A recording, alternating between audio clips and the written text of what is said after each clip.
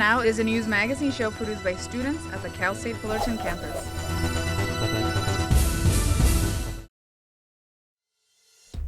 Presidential debates, an important element in the world of voters and political knowledge.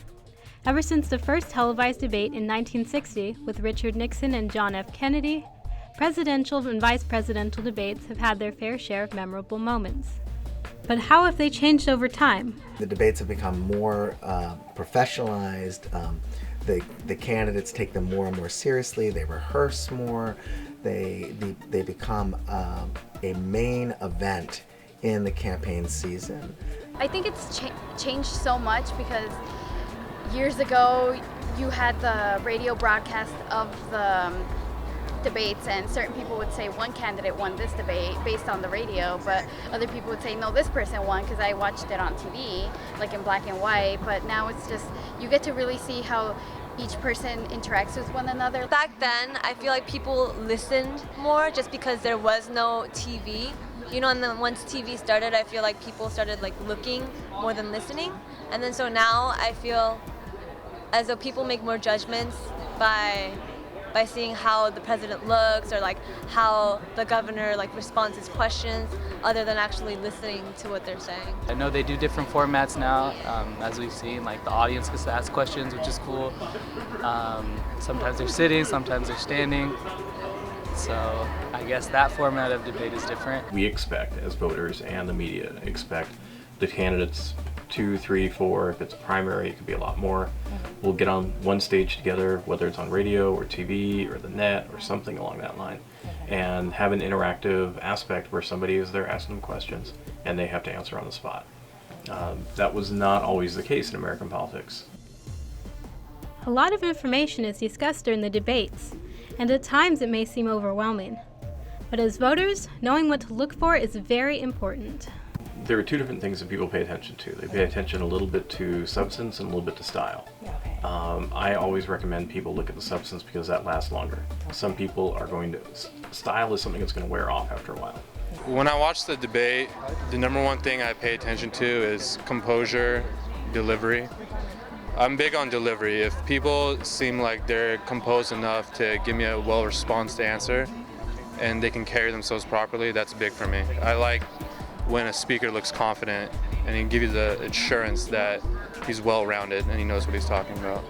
Character, like while the other person is talking, for example, is a big thing, I guess, that catches my eye during the debate.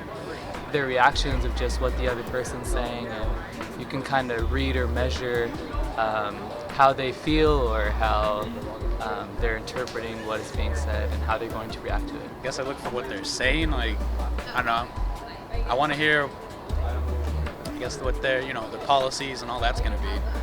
The political issues and their standings on them, and their delivery and how confident they are.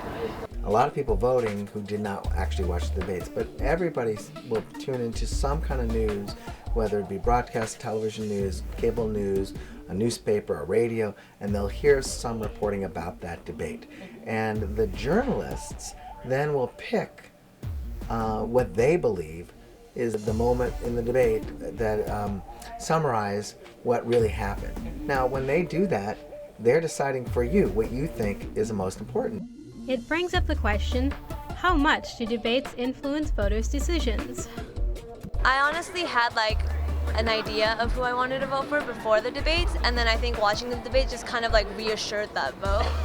I'm still unsure who I'm going to vote for. They didn't really change my mind at all. When I listen to them speak and just reinforce their opinions, I kind of get an idea of like, okay, this is a person that I really do want to vote for. I'm not sure if the debate itself actually reinforced or helped sway that decision. I think my mind was already pretty made up. Regardless of how they spoke during the debates, if I didn't have a predetermined answer, I would still give either one a chance, just based off the composure and delivery.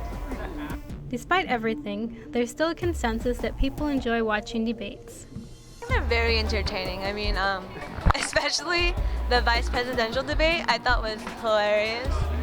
I do like when, Romney and Obama kind of clash in between, but it sometimes gets annoying at times when they both try to interrupt each other because, I want to hear what each candidate is speaking about, But you know, it's been pretty entertaining so far. So to see two personalities who are so strong, like throughout their own individual campaigns, and then see them clash, you know, and on TV, where you can see like the full physical, you know, environment and all that of it, then that makes it a lot of fun.